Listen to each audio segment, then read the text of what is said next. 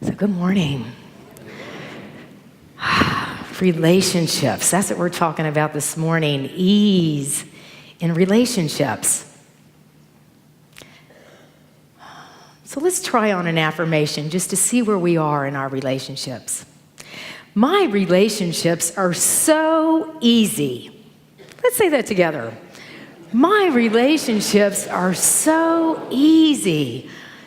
Let's take a breath. Yeah. Laughter. I like it. So, how does that fit? How does it fit? You know, because I'm sure when you say that, you think of a number of your relationships that are really easy. But what about those other ones? What about those ones that don't feel so easy? Relationships, my friends, are the yardstick by which you can really measure that sense of ease, that sense of peace in your life. So how are we doing with our sense of ease and peace in relationships?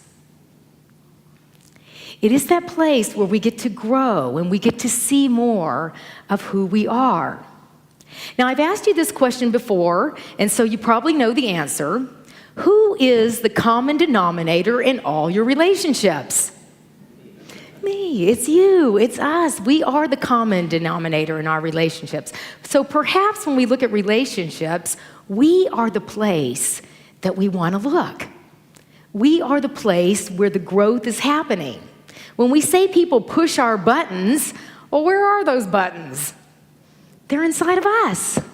So perhaps that's the place we want to look when we start looking at relationships. So if we want ease in our relationship, and we're talking about life is easy in this series and ease in our relationships, I've got a 3-step method that will produce more ease. Are y'all interested? Okay, all right. Because really, as Duke said in our 9 o'clock class, without any relationships, if you think of all your relationships in life going away, your life wouldn't be worth anything, right? Because as a friend of mine asked me this week when I was having lunch with her and I was talking about a relationship I was in, she said, "So what's that mirroring for you?" See, that's the problem with these Unity friends. They don't let you get away with anything, yammering on about other people. So what is that mirroring for you? I'm like, okay, look at myself, right? So these relationships are mirrors, and let's look at these 3 steps to create more ease in your relationship. The first thing we want to do is what we state here at Unity Temple every Sunday. We celebrate diversity. Right? So we want to celebrate diversity in our relationships. Secondly, we want to engage in whatever's going on in our life. We don't get over it, we get into it. We want to understand what's happening in our life. We don't want to be in denial. We want to say, what's the opportunity here? And thirdly, when we've done those 2 things, we can start to have compassion for the other person's point of view. What a concept. You know, does anybody put a gun to our head to be in the relationships we're in? No, we choose these people, and we'd like to perhaps try to understand them. What an idea, right? So our first part, embrace and look at and celebrate diversity. My good friend Alan Cohen, that lives in Hawaii and is an author, he said to me a number of times, if both of you are alike in relationship, one of you is not necessary. So diversity in our relationships is essential for our growth. You know those people that are a lot like you? Well, they're fun. But I mean, like Duke and I make a good ministerial team because we're the yin and the yang. We have an extrovert and an introvert, and there's strengths in both of those. But my heavens, if Duke and I were really alike, who would be the one that would get a word in edgewise in our conversations? It's usually me talking, right? But we have so much fun in celebrating our diversity. And we've grown over the years in saying, my heavens, this is why we're in relationship, because I get to honor the differences that we bring to the table when we are in diversity. We often want people to be just like us. Have you ever noticed that about yourself? You know, if you like to ride motorcycles and somebody likes to ride bicycles, well, you're always going to try to talk them into your way. Or if you like seafood and someone likes Italian, oh, you should come over here and have some seafood. And we're constantly trying to change the people around us to be like us. Anybody ever had that experience? There was a guy in Greek mythology named Procrustes. And he had an iron bed that he fit into just fine. I mean, I'm glad beds have come a long way since iron beds. But anyway, people that would go by his home, he would bring them in.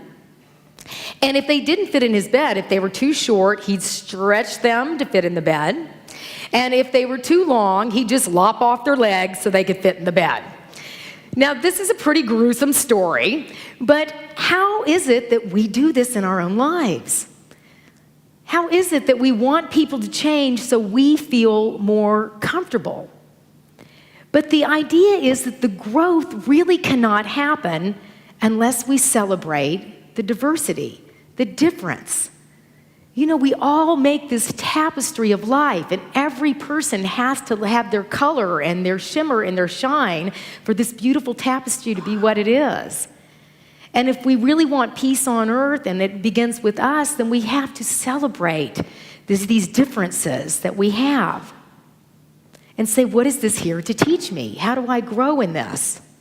In fact, I've defined relationships to be divinely ordered opportunities for growth. Divinely ordered opportunities for growth.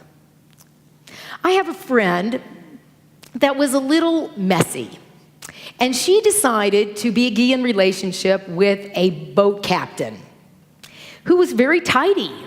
When you live on a boat, you have to be really tidy. And so when she first was dating this guy, she'd be on the boat, and he'd say, oh, it looks so lived in when you're here.